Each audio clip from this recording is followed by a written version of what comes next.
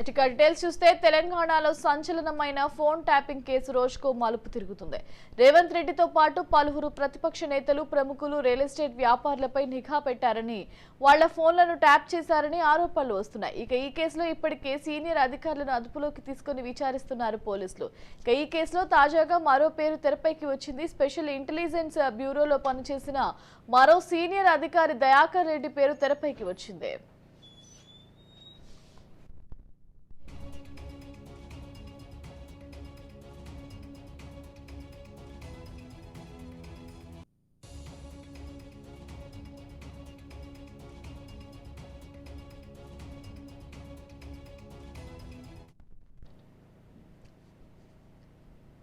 Phone tapping కేసులో రోజుకో కొత్త కోణం వెలుగు చూస్తుంది. టాస్క్ ఫోర్స్ అధికారిని అడ్డం పెట్టుకుని అసెంబ్లీ ఎన్నికల టైంలో ఓ పార్టీకి చెందిన డబ్బులు పోలీసుల వాహనాల్లో తరలించినట్లు తెలుస్తుంది.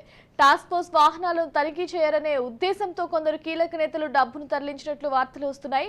ఇక దీంతో ఈ కేసు రాజకీయ మలుపు తీసుకుంది. త్వరలో కొందరు రాజకీయ నేతలకు పోలీసులు నోటీసులు ఇచ్చే అవకాశం ఉందని, వారిలో మాజీ మంత్రులు కూడా ఉన్నట్లు వార్తలు చక్కర్లు కొడుతున్నాయి. ఇక ఫోన్ ట్యాపింగ్ కేసులో A1 ఎస్ఐబి మాజీ చీఫ్ కు ఈ అధికారి సన్నిహితుడిగా తెలుస్తోంది. దయాకర్ రెడ్డి సుదీర్ఘకాలంగా ఎస్ఐబిలో పనిచేశారు.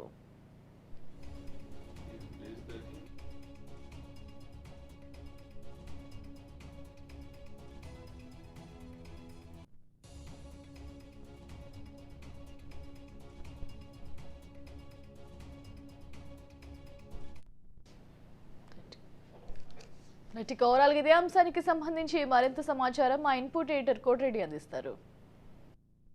తెలంగాణ రాష్ట్రంలో గత కొద్ది రోజులుగా సంచలనంగా మారినటువంటి టెలిఫోన్ ట్యాపింగ్ కేసు ప్రతిరోజు ఓ కొత్త విషయం వెలుగులోకి వస్తూనే ఉంది.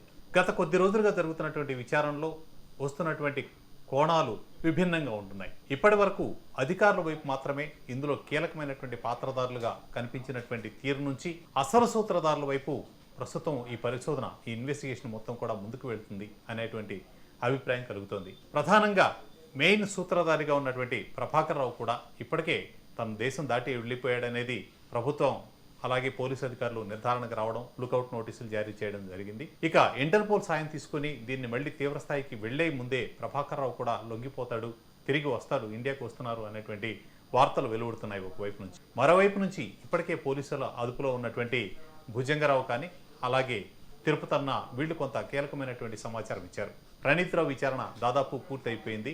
ప్రణీత్ రావు చాలా అంశాలని పూర్తిగా ప్రభాకర్ రావు వైపే చూపించడంతో ఇంకా ప్రణీత్ రావు విచారణ తర్వాత ప్రస్తుతం రాధాకిషన్ రావు విచారణలో ప్రధానమైనటువంటి అంశాలన్నీ కూడా వెలుగులోకి వస్తున్నట్టు తెలుస్తోంది. వీళ్ళంతా కూడా ఎవరెవరి ఫోన్లు ట్యాప్ చేశారు, ట్యాప్ చేసిన వాళ్ళని ఎలా బెదిరించారు అనేటువంటి అంశాలతో పాటు ఇవన్నీ ఎవరు చేయమన్నారు అనేటువంటి అంశాలను కూడా ఆయన బయటపెట్టినట్లు తెలుస్తోంది. ఇక దుబ్బాక, మునుగోడు ఉప ఎన్నికల సందర్భంగా వీళ్ళు వ్యవహరించినటువంటి తీరు కూడా చాలా కీలకంగా ఆ సమాచారం అంతా కూడా ఇచ్చినట్టు తెలుస్తోంది. మునుగోడుకు సంబంధించి అప్పుడు రాజగోపాల్ రెడ్డికి సంబంధించినటువంటి సుమారు 3.5 కోట్ల రూపాయలు పట్టుకోవడానికి, అలాగే దుబ్బాకకు సంబంధించి ₹1 కోటి పైగా ఎన్నికలకు తరలిస్తున్నటువంటి డబ్బును పట్టుకోవడానికి ప్రణీత్ రావు ఇచ్చినటువంటి సమాచారమే ఆధారమని ఈ రాధాకిషన్ రావు పోలీసు విచారణలో వ్యక్తం చేశారనేటువంటి అభిప్రాయం వ్యక్తం అవుతుంది. ఇక అలాగే బీఆర్ఎస్ పార్టీకి చెందినటువంటి కీలక నేత ఈ సమాచారాన్ని మొత్తం కూడా తాను ఇచ్చినటువంటి ఆదేశాల మేరకే చేశాము అని చెప్తున్నారు. ఇక ఎన్నికలకు సంబంధించినటువంటి నిధుల తరలింపులో కూడా పూర్తి స్థాయి చాలా కీలకంగా వ్యవహరించినటువంటిది ఈ టాస్క్ ఫోర్స్ విభాగమే అనేది ప్రస్తుతం రాధాకృష్ణరావు విచారణలో బయటపడినట్టు తెలుస్తోంది. ఇక ఇప్పటి వరకు వచ్చినటువంటి ఈ ప్రభాకర్ రావు, భుజంగరావు లేదా తిరుపతన్న, రాధాకిషన్ రావు, ప్రణీత్ రావు ఇలా వీళ్ళందరి పేర్లతో పాటు గట్టుమల్లు వీళ్ళందరితో పాటు ఇప్పుడు ఈ రోజున మరో కొత్త పేరు బయటకు వస్తోంది. ఆ పేరు దయానంద్ రెడ్డి.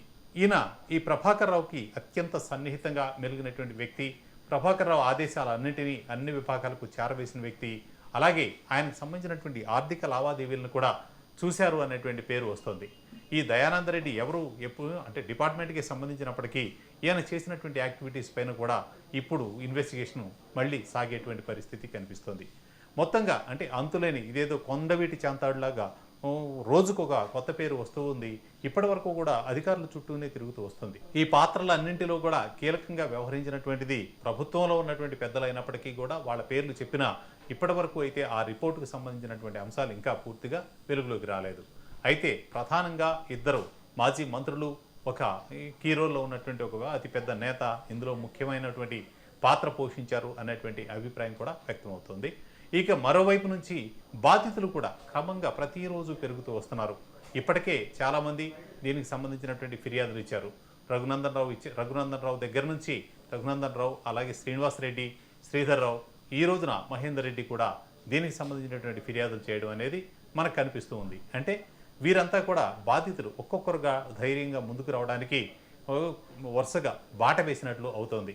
మొదటి నుంచి కూడా జరిగినటువంటి అక్రమాలు, వీళ్ళు ఫోన్ ట్యాపింగ్ ద్వారా వాళ్ళ దగ్గరికి వచ్చి చేసినటువంటి బెదిరింపులకు సంబంధించినటువంటి సమగ్ర సమాచారాన్ని పోలీసులకు ఇస్తున్నట్లు తెలుస్తోంది. వీళ్ళు ఎవరైతే ఫిర్యాదు చేస్తున్నారో వాళ్ళందరినీ దగ్గర నుంచి కూడా పోలీసులు స్టేట్మెంట్ రికార్డ్ చేసేటువంటి ప్రయత్నం కూడా చేస్తున్నారు. అంటే మొత్తంగా చూసినట్లయితే ఇప్పుడు టెలిగ్రాఫిక్ యాక్ట్ 1885 పరిధిలోకి తీసుకొచ్చినటువంటి ఈ మొట్టమొదటి దేశంలోనే మొదటి కేసు అయినటువంటి ఈ కేసుకు సంబంధించి మొత్తం సాక్ష్యాధారాలతో సహా పూర్తిగా బిగించేటువంటి ప్రయత్నం జరుగుతూ ఉంది. అంటే బలమైన సాక్ష్యాధారాలని కోర్టుకు ప్రొడ్యూస్ చేయడానికి కావాల్సినటువంటి పూర్తిగా దీనికి సంబంధించినటువంటి విచారణ మొత్తాన్ని కూడా ఆ కోణంలోనే పోలీసులు తీసుకువెళ్తున్నారనేది మనకి స్పష్టంగా కనిపిస్తూ ఉంది. టెలిగ్రాఫిక్ యాక్ట్కి సంబంధించి గతంలోనే సుప్రీంకోర్టులో PUCL వేసినప్పుడు ఒక స్పష్టమైనటువంటి మార్గదర్శకాలు ఆ గతంలోనే సుప్రీంకోర్టు ఇచ్చింది. అంటే ఈ PUCL కేసులో జరిగినప్పుడు పూర్తి స్థాయిలో సుప్రీంకోర్టు ఇచ్చినటువంటి ఆదేశాల మేరకు జాతీయ భద్రతకు భంగం కలిగేవి కానీ, దేశ రక్షణకు సంబంధించినటువంటి అంశాలు కానీ, ఇలా ఒక ప్రాథమికమైనటువంటి అంటే ఉగ్రవాద చర్యలకు సంబంధించినవి మొత్తం ఒక 5 అంశాలకు సంబంధించినటువంటి సందర్భాలలో మాత్రమే టెలిఫోన్ ట్యాపింగ్ చేసేటువంటి అధికారం ఉంటుంది అని చెప్పి సుప్రీంకోర్టు ఆ రోజు ప్రత్యేకంగా మార్గదర్శకాలు ఇచ్చింది. ఈ మార్గదర్శకాల ప్రకారం ఒకవేళ ట్యాపింగ్ చేయాల్సిన పరిస్థితి వచ్చినట్లయితే అడిషనల్ సెక్రటరీ దగ్గర నుంచి మొదటి పర్మిషన్, తర్వాత హోంశాఖ సెక్రటరీ నుంచి రెండో పర్మిషన్ తీసుకున్న తర్వాత నిర్ణీత వ్యవధి మాత్రమే సంబంధిత ఫోన్ను ట్యాప్ చేసేటువంటి అధికారం సంబంధిత శాఖకు ఉంటుంది. అంటే అది ముందే క్లియర్గా వీళ్ళ దగ్గర పర్మిషన్ తీసుకునే రోజే 30 రోజులు చేస్తారా, 3 నెలలు చేస్తున్నారా, మ్యాక్సిమం 6 నెలల లోపు దీనికి సంబంధించినటువంటి పూర్తిగా ముగిసిపోవాల్సి ఉంటుంది. అంటే ట్యాప్ చేసేటువంటి విధానం మొత్తం కూడా ఇది అధికారికంగా జరగాల్సినటువంటి ప్రక్రియ.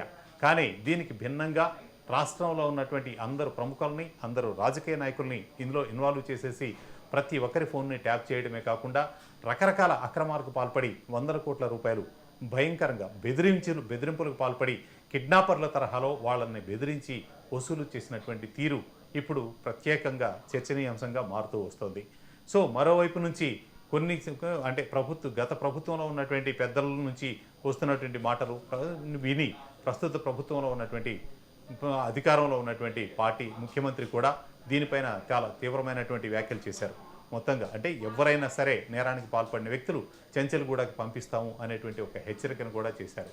ఇక దీనికి సంబంధించి మనకి ఇప్పటి వరకు ఉన్నటువంటిది A4గా ఉన్నటువంటి రాధాకృష్ణరావు ఇచ్చినటువంటి సమాచారము, దీన్ని నాంపల్లి కోర్టులో సబ్మిట్ చేసినటువంటి నివేదిక ప్రకారం చూసినట్లయితే ఇప్పటి వరకు టాస్క్ ఫోర్స్ ఆధ్వర్యంలో ఎన్నికలలో 8 సార్లు డబ్బు తరలింపు జరిగింది అని చెప్పి తెలుస్తోంది. 8 సార్లు అంటే అందులో ఆయన ఇచ్చినటువంటి ఇన్ఫర్మేషన్, ఆ వాంగ్మూలానికి సంబంధించినటువంటి ఆ ఇన్ఫర్మేషన్ ప్రకారం 8 సార్లు దీన్ని మొత్తాన్ని కూడా డబ్బులు ప్రభుత్వ వాహనాల్లో, టాస్క్ ఫోర్స్ వాహనాల్లోనే డబ్బులు తరలించారు.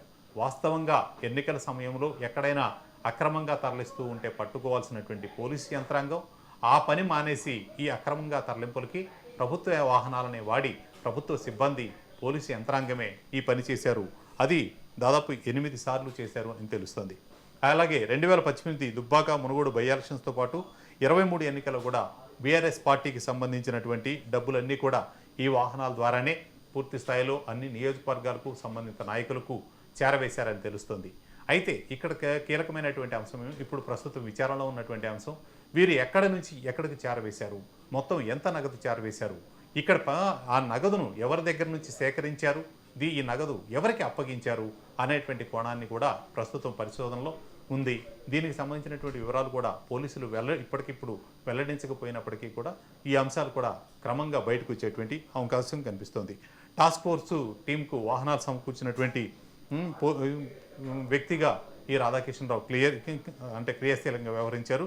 అలాగే ప్రత్యేకంగా ఇక్కడ గమనించాల్సినటువంటి అంశం, ప్రభుత్వంలో ఉన్నటువంటి పెద్దలకు సంబంధించినటువంటి ఒకే సామాజిక వర్గానికి సంబంధించినటువంటి అధికారుల మొత్తంతోటే ఈ టీముని ఏర్పాటు చేయడం ఇక్కడ ప్రత్యేకంగా గమనించాలి. అంటే సామాజిక వర్గపరమైనటువంటి అంశాలు ఎంత కీలకంగా వ్యవహరించాయి అనేది ఇందులో కనిపిస్తున్నటువంటి కోణం. ఇక తర్వాత ఎమ్మెల్సీగా ఉన్నటువంటి వెంకటరామరెడ్డి పేరు కూడా బయటకు వస్తుంది. అతను ఈ టాస్క్ ఫోర్స్లో ఉన్న రాధాకృష్ణ వాళ్ళకి ఉన్నటువంటి స్నేహం రీత్యా తనకు సంబంధించినటువంటి డబ్బుల తరలింపు కూడా చేశారని తెలుస్తోంది. మొత్తం మీద డబ్బులకు సంబంధించినటువంటి అంశాలు, తరలింపులకు సంబంధించినవి, ఎన్నికల్లో టాస్క్ ఫోర్స్ను ఉపయోగించిన తీరు, ఎస్ఐబిని వాడినటువంటి తీరు, ఇవన్నీ బయటకు వస్తున్నాయి. ఇవన్నీ కూడా పొలిటికల్ వ్యక్తులకే చేరాయి. సో ఇక్కడ బెదిరింపులకు పాల్పడి వసూలు చేసినటువంటి డబ్బు మొత్తం ఏ రూపంలో దీన్ని తరలించారు, ఏ రూపంలో దాన్ని వైట్గా చేసేటువంటి ప్రయత్నం చేశారు. ఎందుకంటే తీసుకుందంతా కూడా బ్లాక్ మనీగానే, వాళ్ళు ఎవరు కూడా అఫీషియల్గా చూపించడానికి అవకాశం లేదు కాబట్టి దీని మొత్తాన్ని బ్లాక్ మనీగా ఉంది. ఆ బ్లాక్ మనీ మొత్తాన్ని వైట్గా చేయడానికి వాళ్ళు ఎంచుకున్నటువంటి మార్గం ఏంటి, దీనిలో క్రియాశీలంగా వ్యవహరించినటువంటి వ్యక్తులు ఎవరు అనేది చాలా కీలకంగా మారబోతోంది. అందులో భాగంగానే ఇప్పటికే చాలా వరకు ఒక మీడియా సంస్థకి సంబంధించినటువంటి శ్రవణరావు పేరు బయటకు వచ్చింది. శ్రవణరావుతో పాటు ఇంకా మరికొందరు పేర్లు కూడా వస్తున్నాయి.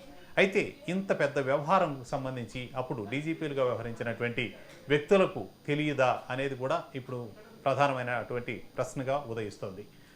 ఎందుకంటే వాళ్ళకి తెలియకుండా వాళ్ళ కింద పనిచేసినటువంటి సిబ్బంది ఇదంతా చేశారు అనుకోవడానికి అవకాశం లేదు కాబట్టి సో వాళ్ళు ఇందులో వాళ్ళ పాత్ర ఏంటి అనేది కూడా ఇప్పుడు విచారించేటువంటి అవకాశం ఉంది. మొత్తంగా అయితే ఈ జాబితా మొత్తం ఏ వందల సంఖ్యలోకి చేరేటి ఉంది. బాధితుల సంఖ్య వందల వేలల్లో ఉంటుంది. ఇందుకు పాల్పడిన వారి సంఖ్య కనీసం, ఎందుకంటే టీమే దాదాపు 50 మంది పైన చేశారు. వాళ్ళ పైన క్రియాశీలకంగా వ్యవహరించినటువంటి వ్యక్తులు, ఉన్నత స్థానాల్లో ఉన్నటువంటి అధికారులు ఒక 10 మంది వరకు కనిపిస్తున్నారు. వీరు కాకుండా వీరికి ఆదేశాలు ఇచ్చినటువంటి పొలిటికల్ టీం మొత్తం ఒక 10-15 మంది కనిపిస్తున్నారు. అంటే 60-70 మంది వరకు కూడా ఈ నేరంలో, 60-70 కాదు దాదాపు 100 మంది వరకు కూడా ఈ నేరంలో పాల్పంచుకునేటువంటి అవకాశం ఉంది. అయితే ఇప్పుడు ఈ ఇన్వెస్టిగేషన్ పూర్తి స్థాయిలో జరిగి ఇవన్నీ బయటపడితేనే మరింతగా ఇందులో ఉన్నటువంటి ఇన్వాల్వ్ అయినటువంటి వ్యక్తుల యొక్క చరిత్ర మొత్తం బయటకు వచ్చేటువంటి అవకాశం ఉంటుంది.